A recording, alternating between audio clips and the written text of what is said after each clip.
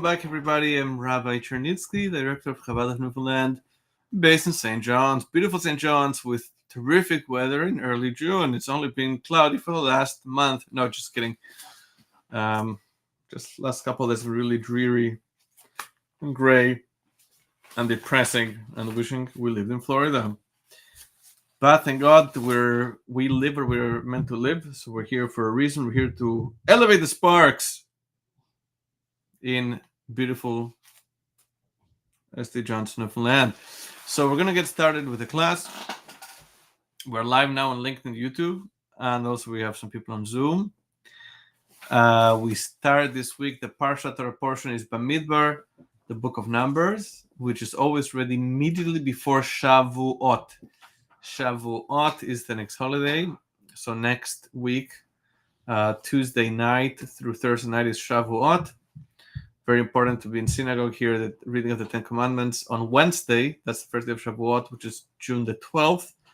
Very important to be in synagogue. We have a special reading here in Chabad for the Ten Commandments. Very important to be there. Everybody should be there, men, women, and children, because just like the first time the Torah was given, all of the Jewish souls that will ever exist were present by Mount Sinai 3,336 years ago.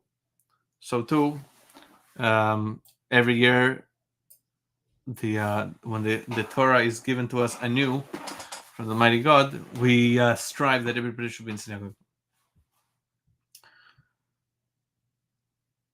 This class is fascinating. This class is about where are Moses' children, the children of Moshe Rabbeinu. We know the Torah tells us at the in the beginning of the book of Shmeis, the book of Exodus, that Moses, Moshe Rabbeinu, had two children. His wife Tzipporah, they get married. She's from the city of Midian. His Shver, father Yisro, Jethro in English. They have two children, Gershom and Eliezer. Okay, that's Gershom with a mem. There's also a name Gershon, like the son of Levi. Levi had three sons, Gershon, Kehas, Merari. So that's Gershom with a nun. But Moshe Rabbeinu had a son, Gershom. So he had two sons, Gershom and Eliezer. But we know nothing about them. We don't know. Did they become Torah scholars? Did they become shepherds? Did they, go into business? Did they, come up with a new startup or something? We don't know. Torah seems to avoid speaking about them. The question is why?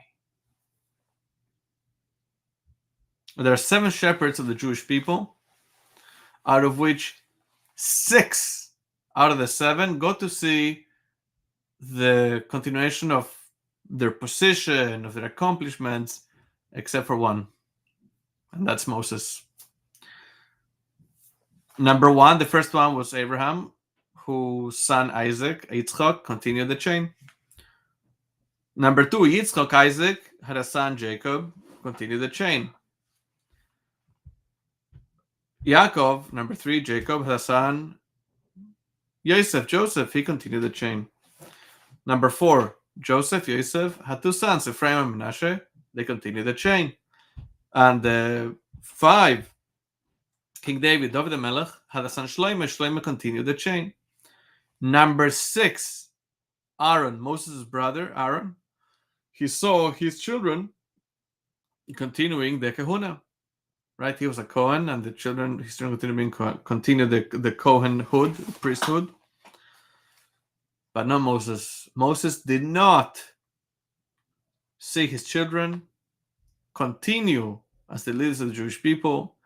We do not see that his children became even Torah scholars, that they were very devoted. Quite the opposite. We find that his grandson, his direct grandson, a son of Gershom, his name is Yehonasan. This is told to us in the book of Shoftim, Judges. It says that he actually worshipped idolatry, which is shocking, absolutely shocking. I'm going to speak about that. So how could it be? We begin with a question. Moses, Gadol Shebegdolim, the great of all the great, the teacher of all teachers, the educator of all educators, his own children, he didn't succeed in educating. His own children didn't succeed in bringing them up with the values he represented, he embodied? How could that be? How could that be? That's what this class is all about. So stick with us. There's very little that the Torah says about the children of Moses, and the little that we know is better not to know, as we said. And we're gonna say there's something very special, very important. The Torah is teaching us with this omission. We're not telling us what happened with the children of Moses.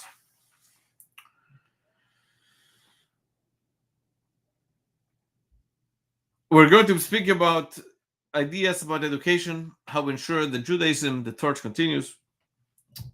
And there's no more fitting topic before the Holy of Shavuot, when we celebrate, commemorate the game of the Torah. It's a time to think about what do we demand from our children, what to expect from them, what to expect from ourselves as we educate them, we raise them in a Jewish way. How do we secure that continuation of Judaism and Torah? We know Judaism is all about passing on the torch to the next generation. Our founders, right? We don't call them kings and Caesars and Tsars, whatever. Abraham, Isaac, and Jacob, they are the fathers. Sarah, Rivka, right? Rachel, Leah, Rebecca, Rachel, Leah, they are the mothers, right? Mothers and fathers to create, to have offspring, and bring about the next generation. That's the main thing. Create that continuation. Abraham, who we understand to be the first Jew, he's the first person in history that did not ask, who am I, but what am I needed for? What's going to be, in other words, sorry, take that back. Different speech. He asked, what's going to be after I'm gone? Who's going to continue what I started? Who's going to continue and represent everything that I worked for? Monotheism. Going against the flow. There were very good people before Abraham too. What happened is there was no continuation, no hemshechiyut. There was Noah and Adam and wonderful, wonderful people, but there was no continuation, non sequitur. There were, whatever they represented, the greatness, the righteousness, it did not last. They shone their light, they passed away, and that was it. It was dark again. By Abraham, that's not what happened. Isaac continued, Jacob continued, and so on and so forth, as we saw before. Spoke about the chain that passed on the torch to the next, to the next, to the next, to the next.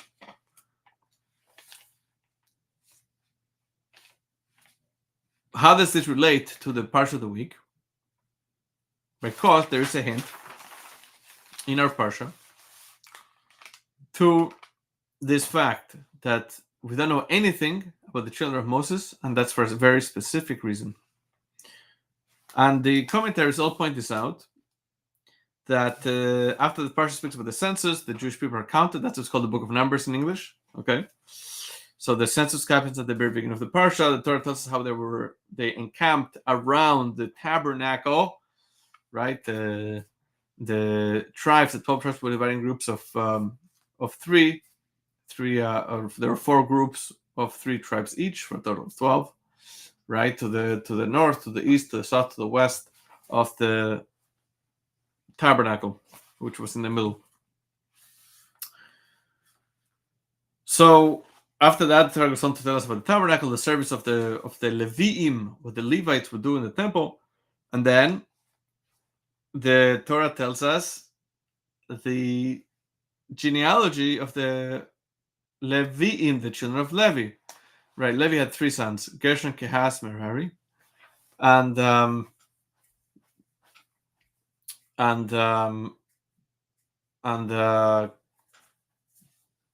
Kehaz had Amram, who was the father of Moses, and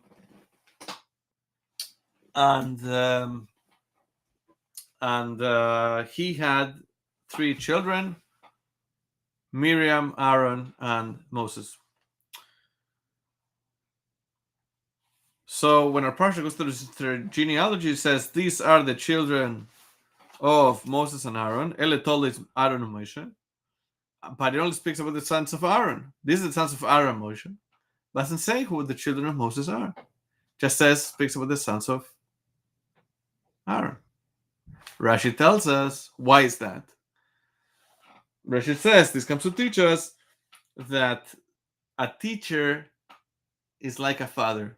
And when one teaches somebody Torah, it's as if he had given birth to him. That students are also called children. So because Moses taught the children of Aaron, his nephews, Torah, he's called their father. Wait, where are his own biological children? They're not mentioned here. Also, there will be no purpose in mentioning them because the children of Moses were not Kohanim, right? The Kohanim did the actual service, the sacrificing, the sprinkling of the offerings in the temple, the tabernacle. The Levim, the Levites, they would carry everything related to the temple, they would set it up, they would take it apart, but they wouldn't take part in the actual service other than singing and playing instruments.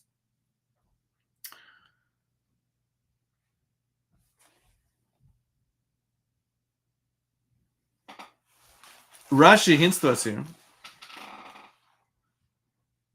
a consolation for Moses that how could it be we're going to be speaking about here the continuation of Aaron's legacy through his children, but not about Moses' continuation of his legacy through his own children, biological children. Moses will represent the attribute of truth.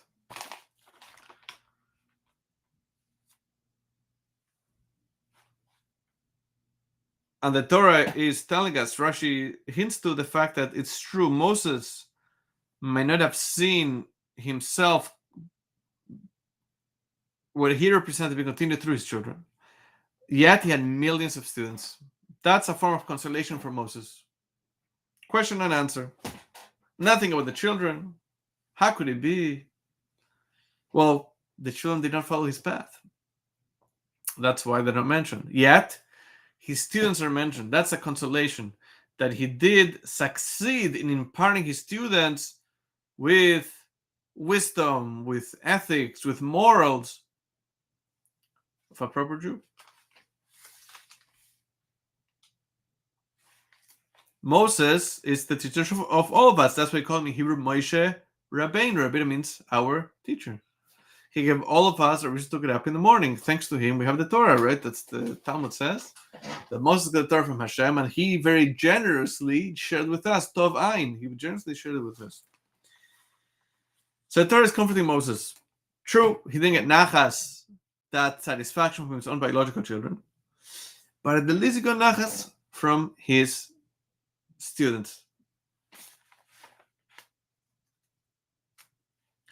There's a word, there's an insight that it says in Genesis, when God creates man, it says Naaseh Adam, literally let us make man, which gives room for the heretics to think that there are multiple godly entities. Naaseh, let us make. Who is God speaking to? Isn't there just one God, Hashem Elokeinu, Hashem Echad? So there's the different answers to this. Rashi says that Hashem does allow room for those who want to make a mistake, and rewards the people that see the truth through that. But there's another idea, and that is that God's speaking to the teachers of Torah, the school teachers in the Jewish school. And God tells them, Naaseh Adam, you and me will make man. God provides the body, and the teacher is the one that, so to speak, feeds the soul. He teaches the Torah. He imbues the child with the Jewish values, with faith, with trust in Hashem, with his dedication, attachment to our tradition.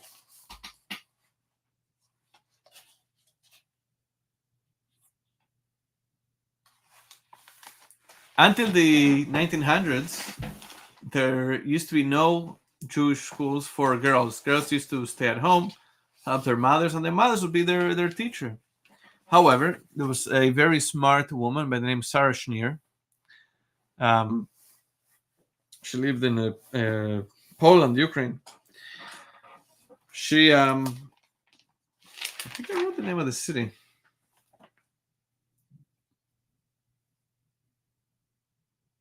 I don't know the city, but somewhere there, Eastern Europe, one of the big Ashkenazi cities, she saw the tremendous, terrible effect that the Enlightenment was having on Jewish women. The boys, they studied in yeshiva. They were able to become strong and attached to their faith in a very significant way. It was a lot harder for them to stray away from Judaism, God forbid. But with the women, since they didn't have that educational system, a lot of them were getting swept away by the winds of the Haskalah, the Enlightenment. So Sarah Schneer got a blessing from the Belzer Rebbe, the Rebbe Belz, and also from many other great sages of the time. And she opened the first girls' school, Beis Yaakov, in Europe. And she started with 7 students. She was a very simple woman. She used to sew for a living. But she was determined, and that's what she did. She opened up the first girls' school. 10 years after she started the school, so she started the school in 1917. So 10 years later, she had hundreds of students through 260 schools across Europe. Unfortunately, she died young at the age of 52. But she had thousands of alumni, students that gone through her schools, that escorted her casket during the funeral. That's a true teacher, a teacher that inspires, lights a fire inside the students. And that's how we console Moses. Excuse me. We console Moses by saying it's true, your biological children may not have given you nachas, the satisfaction to continue in your way, in the Jewish way. But you have millions of students that are inspired by you until this day.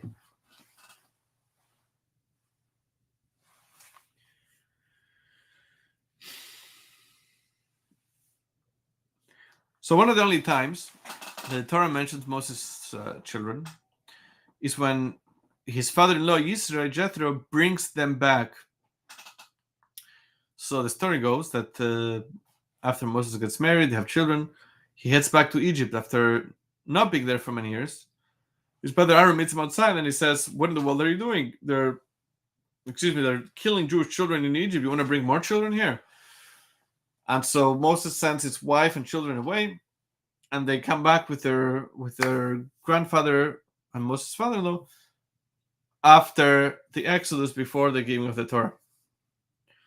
One more time, we'll hear about the children of Moses, what I mentioned before in the book of Shoftim, the book of Judges. Hear about Yonasan ben Gershom ben Moshe. Yonasan, the son of Gershom, the son of Moses' grandchild, Yonasan.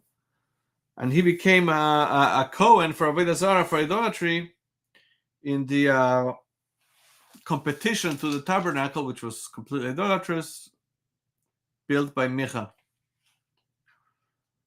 So the Torah doesn't tell us about Moses' children, nothing about his Kedolach. And the little that we know, it's not exactly complementary. Why? Because they didn't follow on his path. Again, but how could that be? The children of Moses? He should be the most successful father in transmitting the Jewish tradition.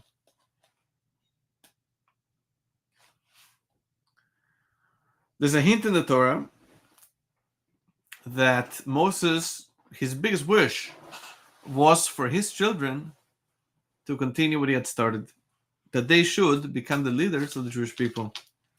Like it says in the Parshas Pinchas that Moses asked Hashem to appoint a leader, but why then seems to be out of place. And that is, Rashi quotes this, Talmud says, that when he saw the daughters of Tzlofchad come to him and they demanded a part of inheritance in the land of Israel, they said, our father died without sons, only us girls. Why should we miss out in the inheritance? Moses said, 1 minute, but who's going to inherit me? And he wanted his children to become the next leaders. Hashem said, no. Yehoshua, Joshua ben Nun, he'll be the one to continue the path, not your children. Okay.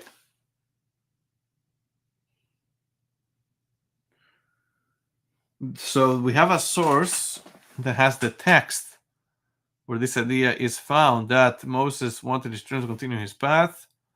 That is source number 2. Chronicles, Judges.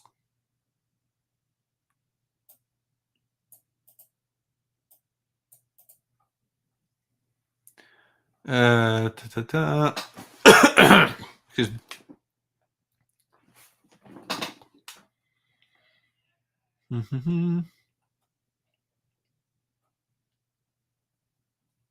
Here. Bamidbar Rabbah, when the daughters of Tzlopchad inherited their father, Moses said, "The time has come for me to ask for my own needs. If the daughters inherit, it is logical that my son should inherit my honor." The Holy One, blessed be He, said to him, "He who keeps the fig tree shall eat its fruit," which is a verse from Proverbs 27:18.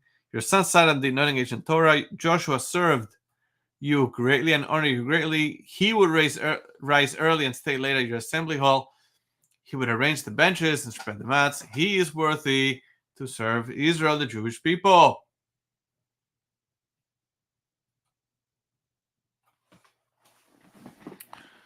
Okay. Continuing on.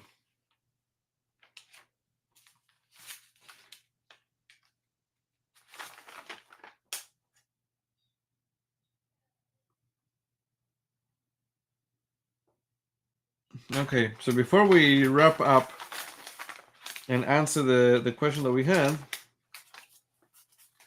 we're coming towards the end. The Meshech Chochma, written by the Netziv, Namratzoli Tzvi Yehuda, Berlin.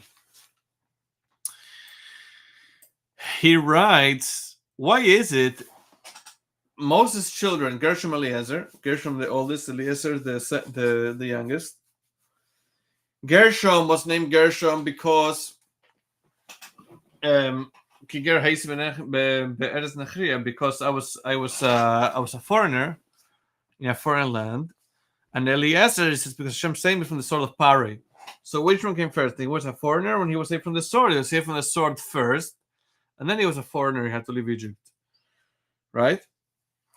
So his first son should have been Eliezer. His second son should be Gershom, but it's the other way around. Why? So says the Meshech Chochma, that's part of source number 1. The reason he did not name the first son Eliezer was that he did not want there to be the name Kel, Aleph Lamed, which is Hashem's name, God's name, in his son's name, because Yonasan, who became a servant to the idol of Micha, would come from him. Moses saw with prophetic vision that would be the case. So he saw that, I guess, Yonasan would come from his first son, so his first son named Gershom instead of Eliezer. Though chronologically, that's what would have made sense. Let's continue here. The idea that we're going to discuss, it's more answers to this, to why didn't Moses' children continue in his path, and what's the lesson. We're going to see a beautiful idea brought down in the Sefer HaPirion, which was written by Rabbi Shlomo Gansfried, the very prolific author, rabbi, scholar, who lived in the 1800s in Europe, who also authored the Kitzur Shulchan Aruch, the abridged Code of Jewish Law.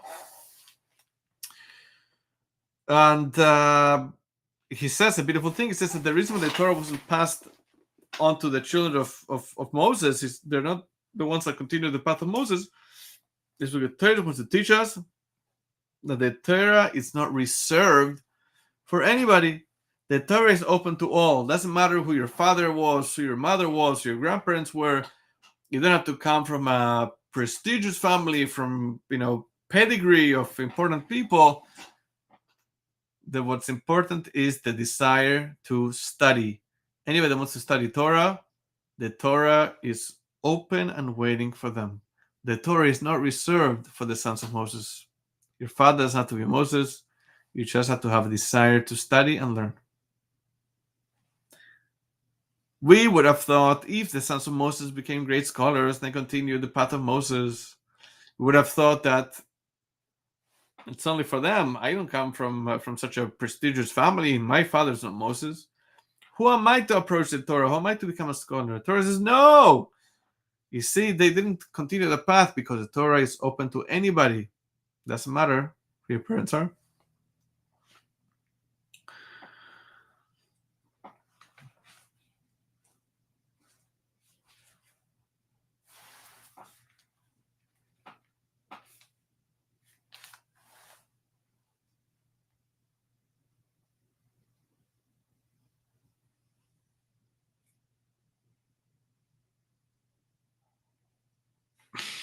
Okay. A lot of stories that I could share. Beautiful story with Rabbi Akiva, but I'll have to be brief. So I'll share a beautiful story with Yeshua Isaac Shapiro. He was a very, very sharp mind, tremendous scholar, lived in Europe before the war. He was known as Isaac Charif. Charif is sharp. And he was looking for a shidduch, for a match for his daughter. So he went to the yeshiva in his town, the Jewish institution of studies. And he claps on the bima, he bangs on the bima, and he says, I'm ready to marry off my daughter, which is a wonderful woman to whomever is able to answer the following question. And he presented a very complicated question of Talmud, and nobody was able to answer. So dejected, Yeshua Isaac Shapiro leaves, didn't find a match. Nobody was able to answer the problem, the Talmudic problem he presented. But then he sees somebody's running after him.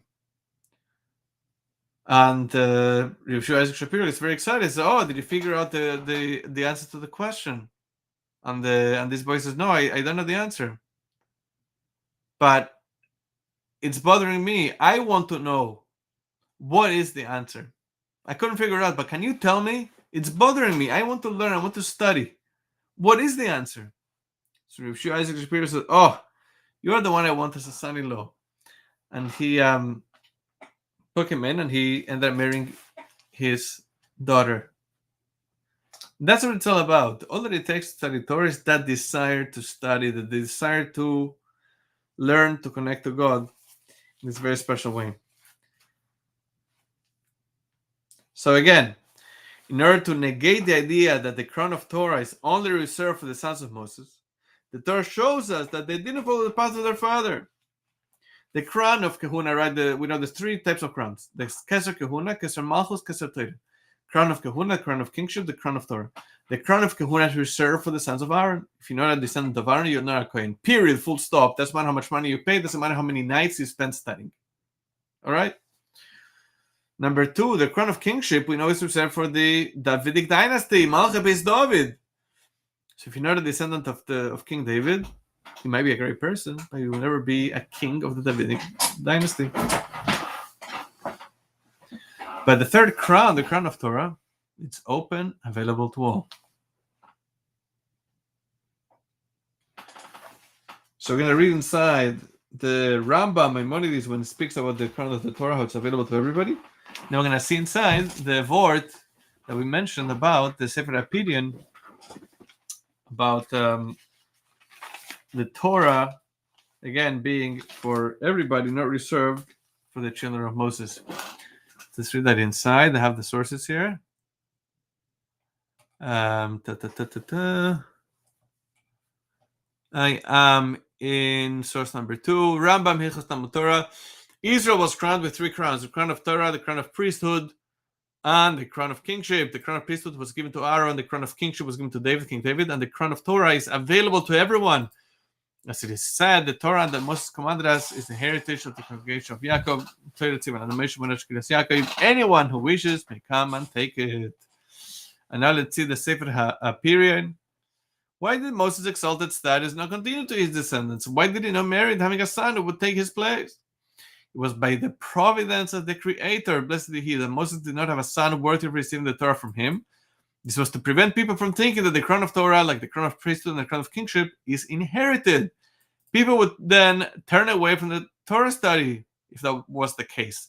Therefore, the Holy One, blessed be He, showed that the Torah is not inherited, but rather it is available to everyone, and anyone who wishes can acquire it. And this is the idea. This is also why the Torah was given in a desert. Why couldn't God choose a more prestigious, glorious, dignified location than the desert to give the Torah, the Holy Torah? The answer is that the Torah was given in a desert, which is an ownerless place, Makom Hefker, because the Torah is, so to speak, ownerless. It doesn't belong to any one person. Anybody that wants to could come and study. It doesn't belong to the scholars, it doesn't belong to the wealthy, it doesn't belong to the people who come from prestigious families.